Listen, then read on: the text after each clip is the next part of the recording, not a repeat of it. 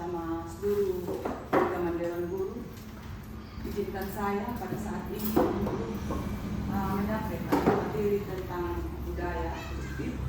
Saya akan berbagi praktek baik dengan teman sejawat tujuan pendidikan ini.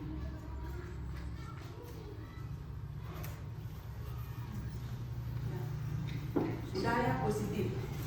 Apa yang dimaksud dengan budaya positif di sekolah? Budaya positif di sekolah adalah nilai-nilai keyakinan dan kebiasaan di sekolah yang berpihak pada murid agar murid dapat berkembang menjadi pribadi yang kritis, penghormat dan bertanggung jawab. Jadi teman-teman, budaya positif kalau kita artikan lurus artinya kebiasaan yang baik. Kebiasaan yang baik yang selalu kita lakukan di sekolah bersama murid-murid kita. Kemudian berpihak pada murid. Seperti apa budaya positif yang berpihak pada murid? Artinya segala kebiasaan itu lahir dari murid. Kita memberikan apresiasi kepada apa yang telah dilakukan oleh murid. Kita memberikan penguatan. Kita memberikan beberapa apresiasi ketika ia melakukan sesuatu kebiasaan yang baik di dalam kelasnya. Next. Tujuan membangun budaya positif di sekolah. Tujuan membangun budaya positif di sekolah adalah menumbuhkan karakter anak menjadi pribadi yang kuat dan membangun lingkungan belajar yang mendukung. Seorang guru harus mampu menciptakan lingkungan sekolah yang positif, memberikan rasa nyaman dan aman sebagai langkah awal membangun budaya positif. Karena sekolah merupakan salah satu tempat untuk membentuk karakter anak. Kira-kira teman, adakah teman yang tahu salah satu karakter anak yang kita tumbuhkan di sekolah itu kira-kira apa? Adakah teman-teman yang bisa menyampaikan salah satu penting yang teman-teman tahu karakter apa saja yang kita tumbuhkan di sekolah? Salah satunya kebiasaan baiknya, menghormati guru, memberi salam, menjaga kebersihan ruang kelas, dan lain-lain. Bagaimana anak dia bisa berempati dengan temannya, bagaimana anak bisa berbagi, dan lain-lain, teman-teman. Ada banyak karakter yang perlu kita bangun di lingkungan sekolah. Kemudian yang berikut, sekolah adalah salah satu tempat untuk membentuk karakter. Menurut Bapak Ki Hajar Dewantara, tempat menumbuhkan karakter anak ada 3 dari pusat pendidikan. Yang pertama ada di keluarga, yang kedua ada di masyarakat, yang ketiga ada di sekolah. Jadi tugas guru adalah bagaimana kita membentuk karakter anak di sekolah agar anak menjadi memiliki karakter yang lebih kuat. Kemudian bagaimana kita memberikan rasa nyaman dan aman bagi anak-anak kita. Kalau di dalam ruang kelas, kalau kita sering berlaku agak kasar atau agak keras, pasti anak kurang nyaman dengan kita. Tetapi kalau kita melakukan rasa nyaman, sebenarnya kita akan lihat pada stage selanjutnya bagaimana seorang guru memberikan rasa nyaman kepada anak-anak. Cakupan positif yang perlu diterapkan. Budaya positif mempunyai 5 cakupan yang perlu diterapkan secara seimbang. Yang pertama, teman-teman, di sini konsep disiplin positif.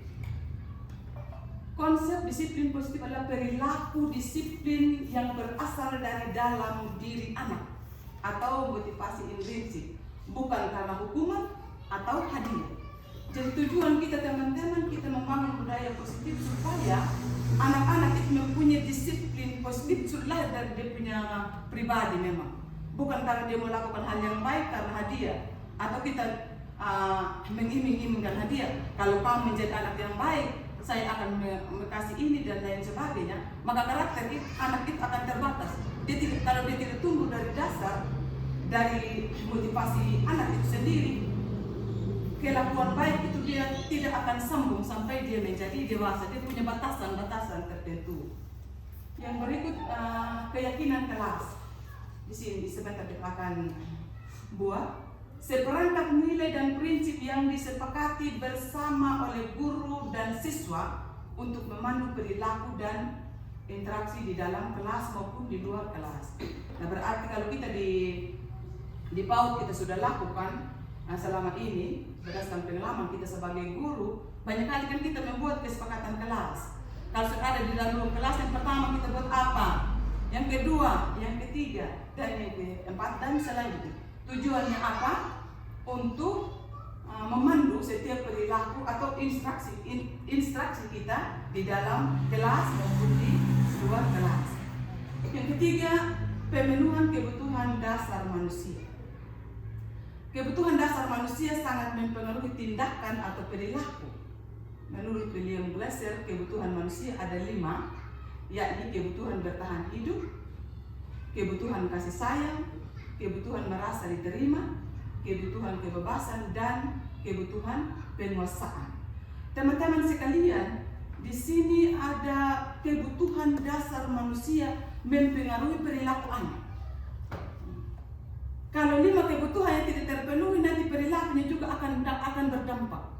Tetapi kalau 5 kebutuhan yang itu tidak terpenuhi juga dalam situasi dan kondisi anak itu dengan sendiri dia akan berdampak. Yang berikut cakupan budaya positif yang perlu kita lanjut teman-teman. Di sini kita ulang pertama ya. Mungkin teman-teman di sini kebutuhan dasar manusia yang mempengaruhi tindakan atau perilakunya dan selanjutnya. Yang pertama kita lihat di kebutuhan bertahan hidup. Teman-teman, kalau kita punya anak-anak itu tidak terpenuhi dengan kebutuhan bertahan hidup, kalau dimakannya tadi tidak cukup, pakaiannya juga tidak rapi seperti teman-temannya, atau kesehatannya pun tidak terpenuhi, maka ketika dia sampai di sekolah akan berbeda anak itu. Pasti dia akan beda dengan teman-temannya yang lain. Kemudian di kebutuhan kasih sayang. Kita dapat lihat teman-teman, kalau anak-anak yang kurang kasih sayang, pasti suasananya beda. Bisa saya sampai di sekolah, dia akan merampas mainan teman, atau dia akan berusaha untuk mengundang perhatian teman supaya teman itu bisa perhatikan dia. Kalau dia kekurangan kasih sayang. Yang berikut dia punya kebutuhan merasa diterima. Ini kebutuhan merasa diterima teman-teman. Kalau anak-anak itu dia kurang memiliki kebutuhan merasa diterima, contoh mungkin di rumah dia tidak selalu dilibatkan untuk bermain dengan teman sebaya. Kadang-kadang di keluarga kita terlalu ketat. Kadang-kadang kalau dia pergi bermain sedikit kita panggil dia pulang. Dia pergi bermain dengan 1-2 orang, kita panggil dia kembali. Padahal di situ sebenarnya kalau dia bermain dengan teman-teman sebayanya, dia main berkelompok, bergotong royong dalam permainan, dia sedang memenuhi kebutuhan merasa diterimanya di dalam sebuah kelompok. Jadi kalau di sekolah juga teman-teman ini, kebutuhan ini, kalau anak-anak itu dia selalu suka bermain dengan teman-teman suka sama dia tidak selalu menyendiri, dia tidak merasa kesepian, maka perilakunya juga akan nampak, pasti di situ akan nampak dia punya ceria, dia punya senang, dia punya semangat. Yang berikut di situ kebutuhan kebebasan. Anak-anak kita di sekolah membutuhkan kebebasan. Jadi bagaimana kita sebagai seorang guru tidak terlalu menekan anak. Kalau kita memberikan kegiatan, kau harus selesaikan ini, kau habiskan dulu ini baru kau bermain ya. Kau jangan bikin atau dan lain sebagainya. Itu adalah bagian bahwa kita tidak sedang memenuhi kebutuhan kebebasan anak. Karena anak-anak sekarang, anak-anak kita lebih banyak mereka membutuhkan kebebasan. Mereka lebih banyak memilih yang mereka mau. Mereka lebih banyak memilih permainan. Penting kebebasan mereka, jadi mereka sangat sulit untuk dikekang begitu. Yang berikut di sini teman-teman, kebutuhan penguasaan. Ada juga anak-anak kita di kelas yang butuh selalu dipuji, diapresiasi. Nanti teman-teman kita lihat saja. Kalau kita punya anak-anak di kelas, kita selalu apresiasi sama dia, kita selalu motivasi sama dia, kita puji. Entah itu pada perilaku yang salah yang kau lakukan, saya rasa kita hindari dari itu. Tapi kalau misal, oh iya, ini harus tinggal ya, nanti kita buat begini saja. Itu. Ada banyak cara mungkin yang kita lakukan untuk memenuhi kebutuhan penguasaan anak. Selanjutnya, ya.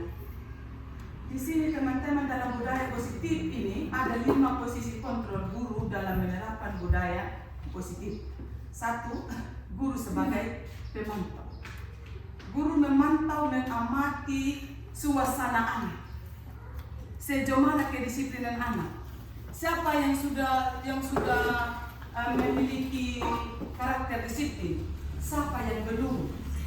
Kira-kira cara apa yang saya lakukan agar anak itu pun yang belum memiliki kedisiplinan dia bisa disiplin, begitu yang belum memiliki karakter disiplin dia bisa disiplin. Yang kedua di situ guru sebagai teman. Ini sudah kalau kita di TK yang paling cocok ini seperti kita di kelas A, di kelas B juga yang paling cocok ini teman-teman dibuat sebagai teman. Anak-anak akan merasa nyaman kalau kita guru hadir sebagai teman. Kita curhat, entah itu dalam bentuk fisik sendiri, bahasa verbal dan non verbal, berbagai macam cara kita merangkul persahabatan, kita curhat dengan dia. Contoh barbar yang Nona Ambo lakukan kepada kita punya anak satu, Isa, itu adalah bagian dari bagaimana guru menjadi teman. Kita rangkul sama dia, kita dekati dia, kita rayu dia, akhirnya anak itu dia mau berkembang. Yang ketiga, guru sebagai manajer. Guru sebagai manajer mengelola sumber belajar, waktu dan suasana kelas. Yang berikut penghukum. Di sini ini yang perlu kita hindari. Kita sebagai guru TK, posisi guru sebagai penghukum, kadang-kala menghukum itu bisa dengan fisik maupun dengan verbal. Kadang-kala kalau anak sudah salah kita langsung kita tatap sampai itu sendiri, berarti anak dia akan merasa kurang diri begitu. Mungkin yang kita bisa hindari di kelas TK kita ini posisi guru sebagai penghukum. Yang kelima, memberi rasa bersalah. Guru berceramah menunjukkan kekecewaan dan mendalam dengan kata-kata ilustrasi. Jadi bagaimana kita membuat orang merasa bersalah? Bisa saja dengan kata-kata kita yang halus tapi dia pedis gitu. Atau seperti contoh, sampai hati engkau air aku, padahal ibu sudah kasih tahu tapi masih melakukan itu. Aduh, kasihan sekali kamu. Itu mungkin salah satu contoh. Sekiranya teman-teman juga sudah tahu bagaimana kita membuat orang merasa bersalah, bahwa kita membuat anak itu supaya merasa yang dia lakukan itu, oh bahwa ini baik, bahwa ini tidak baik. Ya, yang berikut teman-teman, dalam sebagai kelengkapan dari cakupan budaya restitusi. Nah, restitusi itu adalah proses menciptakan kondisi di sekolah untuk memperbaiki kesalahan anak dan dapat kembali kepada kelompoknya dengan karakter yang lebih kuat. Sedangkan segitiga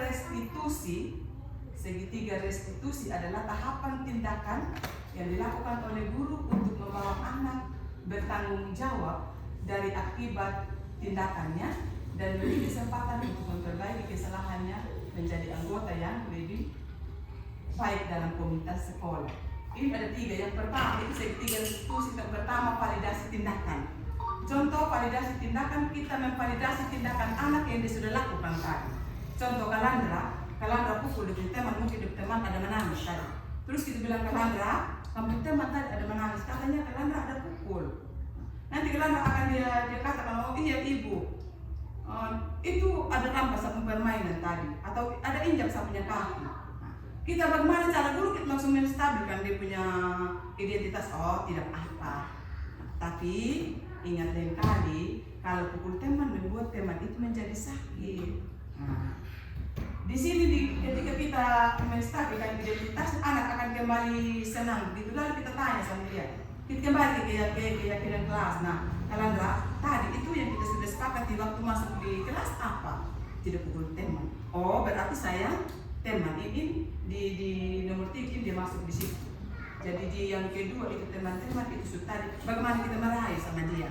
Oh, tidak apa, lain kali tidak boleh dan lain sebagainya. Salah satu contoh ya teman-teman. Kita lanjut. Ya, yang berikut langkah-langkah membuat keyakinan kelas di sekolah. Jadi teman-teman, saat ini juga kita masing-masing kita belajar membuat keyakinan kelas, yaitu langkah-langkah yang pertama, guru dan murid menggali peraturan kelas yang diskon. Yang kedua, membahas dan memilah keyakinan kelas. Yang berikut, mengubah keyakinan kelas menjadi kalimat positif. Yang keempat, menyepakati keyakinan kelas yang memiliki nilai-nilai keyakinan yang universal, nilai-nilai kebajikan yang universal. Baik, itu mungkin teman-teman, kita langsung praktek. Kita langsung ini, saya minta teman-teman semua untuk kita menggali semua peraturan yang ada di kelas. Nanti masing-masing teman-teman bisa menulis di sini. Tulis saja peraturan. Nanti di sini dia punya kalimat positif, kemudian di sini dia punya nilai-nilai kebajikan yang universal. Di sini.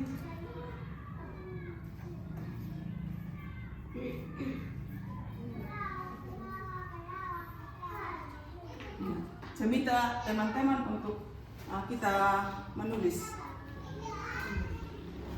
Kita tulis saja sesuatu. Kita tulis saja. Apa saja yang kita tahu, peraturan kelas yang ada di sekitar kita.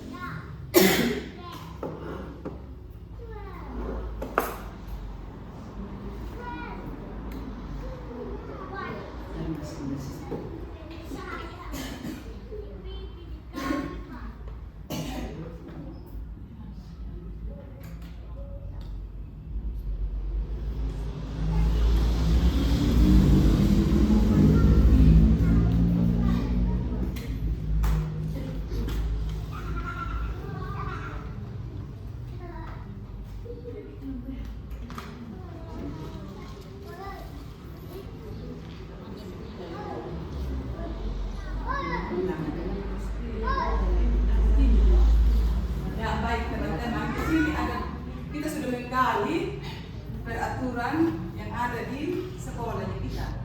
Yang pertama, jangan membuang sampah di kelas, tidak memukul teman, jangan menyebut teman, jangan merampas permainan, jangan berteriak, jangan mencoret tembok, berpakaian rapi dan bersih, jangan lari-lari saat belajar. Nah, peraturan kelas ini teman-teman, mari kita rubah menjadi kalimat yang positif. Kita merubah menjadi kalimat yang positif.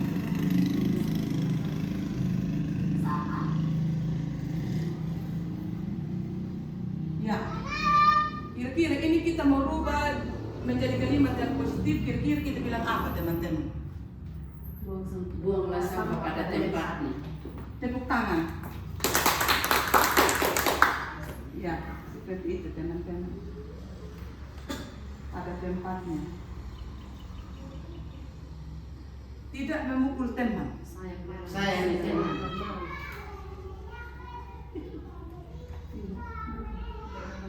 Jangan ini tidak memukul teman dan jangan mencubit sudah masuk di sini. Sayang teman. Kita lihat lagi teman-teman di sini. Jangan merampas permainan. Berbagi dengan teman. Ya, berbagi, bermain Bermain bersama, bersama, berbagi dengan teman.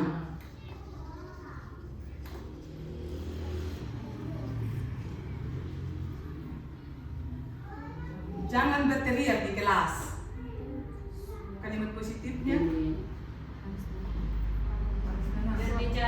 Berbicara yang sopan atau Belajar dengan tenang.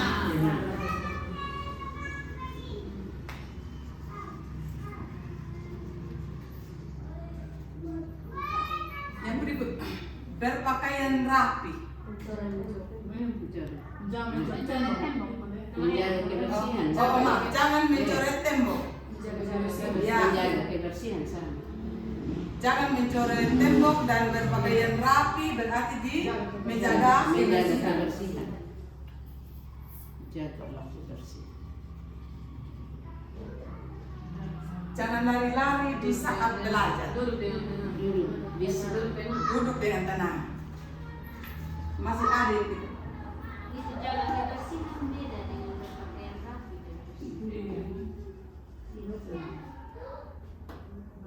Berpakaian yang rapi. Sopan santun. Berpakaian rapi, kalau kita tulis berpakaian rapi. Iya.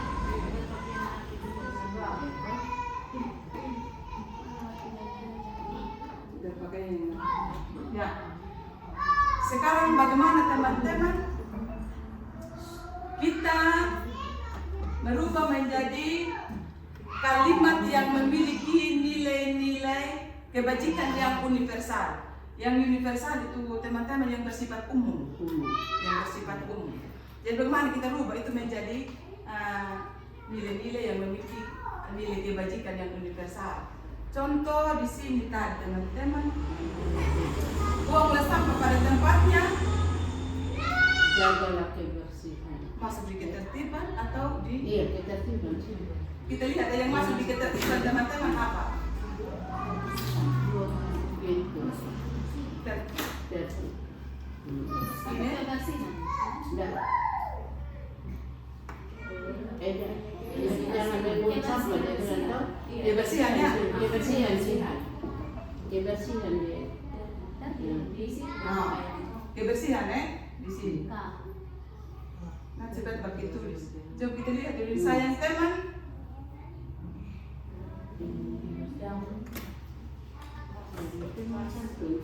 Sayang teman. Berbagi dengan teman. Sopan santun. Oh, Menyayangi. iya, menyayangi. Menyayangi. Menyayangi. Di sini tadi kesehatan ya teman-teman ya. Yang kita membuang sampah pada kebersihan. Kebersihan. Jagalah kebersihan. Masuk ke kebersihan. Menjaga kebersihan. Ya, sudah ada dua. Yang berikutnya kita lihat terus teman-teman. Berbagi dengan teman. Sudah kasih sayang tadi.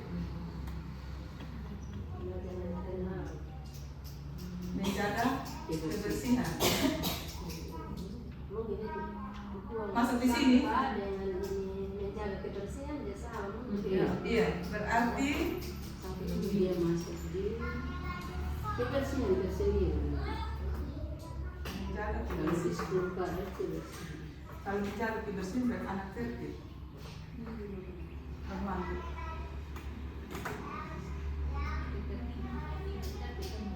Disiplin. Kalau sampai ke sini, kalau di sini tadi dia masuk disiplin ya bunda, disiplin atau tertib, berpakaian rapi, dan masuk disiplin. Ada disiplin ya, namanya disiplin.